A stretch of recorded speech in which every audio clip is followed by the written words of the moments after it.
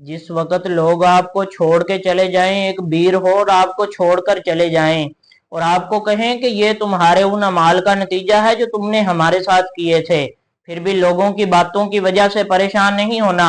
अल्लाह के साथ जुड़े रहिए, अल्लाह पर यकीन रखिए, क्योंकि वो फरमाता है ला तकना तुम रहमतिल्लाह, मेरी रहमत से नाउमीद ना होना, अल्लाह की रहमत से नाउमीद नहीं होना। उसके साथ जुड़े रहिए। आपने देखा होगा कि घर में जब लोबिया वगैरह पकाया जाता है, जो लोबिया खराब होता है उसे बाहर फेंक दिया जाता है। इस वजह से फेंक दिया जाता है कि वो खराब है। जब सेन वगैरह में फेंक दिया जाता है, फिर बारिश होती है, फिर वो एक बीज की शक्ल इख्तियार करता है, हरियाली पैदा हो जाती है।